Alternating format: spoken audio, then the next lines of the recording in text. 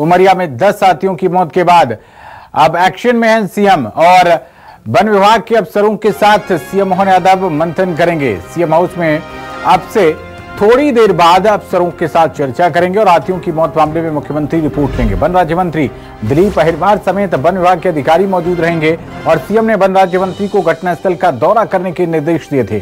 कल वन राज्य मंत्री ने घटनास्थल का दौरा भी किया था और वन राज्य मंत्री आज रिपोर्ट सौंप सकते हैं। तो ये बड़ी खबर आप तक पहुंचा रहे हैं। हाथियों की मौत मामले में मुख्यमंत्री निवास पर आज मीटिंग है और काफी संवेदनशील नजर आ रहे हैं मुख्यमंत्री इस घटना को लेकर। 10 हाथियों की दर्दनाक मौत हो गई थी, उसी को लेकर अब एक्शन में है मुख्यमंत्री डॉक्टर मोहन यादव।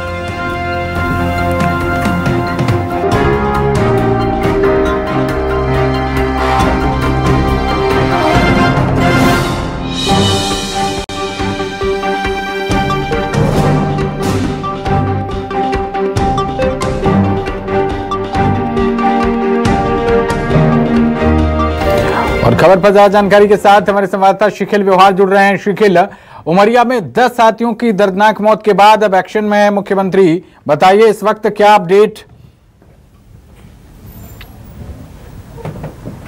देखिए, देखा जाए तो जिस प्रकार से मौत 10 हाथियों की हुई बांधवगढ़ में, उमरिया में हुई और इसे लेकर सरकार जो है वो अब और तेजी से कड़े एक्शन भी जो है वो ले रही है। और यही कारण है कि मुख्यमंत्री डॉक्टर मोहन यादव ने वन राज्य मंत्री दिलीप अहिरवार को ये निर्देश दिए थे कि मौके पर पहुंचे और रिपोर्ट जो है वो पूरी की पूरी तैयार करके थे। कल पहुंचे हुए थे, 3 घंटे लगभग उन्होंने जंगल में अपना समय बिताया, किसानों से बातचीत की और इसके अलावा जो वहां की जो ज्वार की जो खेती जिस प्रकार से होती है उन पर भी किसानों से चर्चा की गई और जहां जहां हाथियों का जो झुंड जाता था वहां भी उन्होंने लोगों से चर्चा की है। हालांकि ये पूरा खुलासा तो पीएम रिपोर्ट के आधार पर होगा, लेकिन एक प्रमुख बात इस मामले में निकलकर सामने आई है कि जितने हाथी आने, लगभग 60 हाथियों का झुंड जो है वो फिलहाल वर्तमान स्थिति में वहां पर रह रहा है, जिनमें 13 हाथियों का झुंड था जिसमें 10 की मौत हुई, लेकिन 3 अभी फिलहाल जो है वो जीवित हैं। और जो 10 हाथियों की मौत हुई है उन तमाम 60 हाथी समेत जो है वो कोदू एक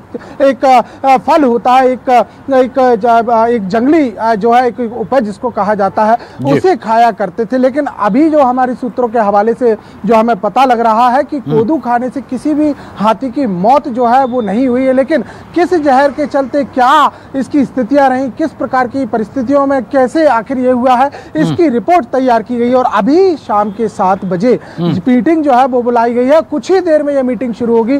मुख्यमंत्री डॉक्टर मोहन यादव ये मीटिंग लेंगे और इस मीटिंग में जो है वन राज्य मंत्री दिलीप अहिरवार, इसके अलावा जो वन महकमे के तमाम वरिष्ठ अधिकारी हैं, चाहे प्रमुख सचिव वर्णवाल की हम बातचीत करें, दूसरे अधिकारियों की हम बातचीत करें, जो वन्य प्राणी बोर्ड के हम बातचीत करें, तमाम जो पदाधिकारी हैं और इसके अलावा जो अधिकारी हैं वो यहां पर पहुंचेंगे और मुख्यमंत्री डॉक्टर मोहन यादव को रिपोर्ट देंगे। इस रिपोर्ट में 4 प्रकार की बातें खास कही गई कि आखिर किस प्रकार से क्या हुआ। हालांकि बड़ी कॉन्फिडेंशियल ये रिपोर्ट बताई जा रही है क्योंकि अभी फिलहाल पीएम रिपोर्ट यहां पर आना बाकी है, लेकिन इस बात पर जरूर ये तैयार किया गया है कि आखिर कैसी परिस्थितियां होंगी। इस बात की भी आशंका जताई जा रही है कि कहीं ना कहीं हाथियों जिस प्रकार से लगातार जो हमले होते हैं और इसके अलावा जिस क्षेत्र की हम बातचीत कर रहे हैं वहां किसानों को खासी समस्या का सामना करना पड़ता है, तो कहीं ये बात भी सामने आ सकती है कि जहर खिलाने की जो घटना है कहीं उसको अंजाम तो नहीं दिया गया है। ये तमाम इस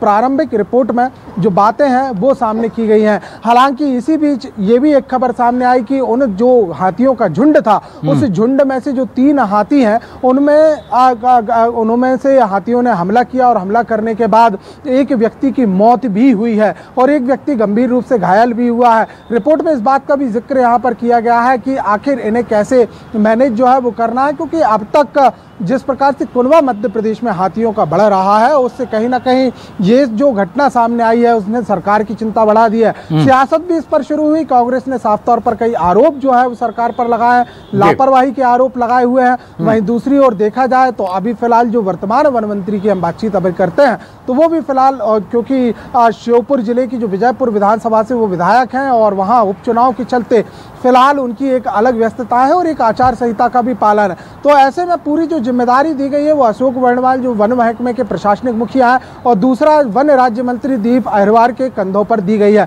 रिपोर्ट अभी कुछ देर बाद पेश होगी। साफ तौर पर ये निकलकर इसमें सामने आएगा कि आखिर प्रारंभिक तौर पर सरकार के सामने कौन से तथ्य निकलकर सामने आते हैं, किस प्रकार से कैसे इस घटना को अंजाम दिया गया। और इतना ही नहीं, सबसे महत्वपूर्ण ये कि जो बचे हुए 60 हाथी हैं उनके संरक्षण, संवर्धन, सुरक्षा के लिए आखिर क्या कदम उठाए जाने हैं, क्योंकि एक साथ 10 हाथियों की मौत होना अपने आप में एक बहुत चौंकाने वाला मामला जो था वो सामने आया था। तो आज इस पर पूरा का पूरा विचार मंथन किया जाएगा। मुख्यमंत्री ने पहले भी ये निर्देश दिए थे कि जो बचे हुए हाथी हैं उन्हें लेकर जो संवर्धन किया जाना है उसे लेकर कैसे किस प्रकार से नीति जो है वो बनाई जाए। बताया ये भी जा रहा है कि कॉरिडोर एक प्रकार से इसको विकसित किया जाना है, इसे लेकर विचार मंथन किया गया है कि उनका एक सुरक्षित एरिया होगा। जिस प्रकार से बाघों को लेकर एक जो एरिया होता है जिसे बफर जोन हम नाम देते हैं, और इसके अलावा हम पूरे मामले पर नजर बनाए रखिएगा। शिखिल, बहुत शुक्रिया आपका इस अहम जानकारी के लिए।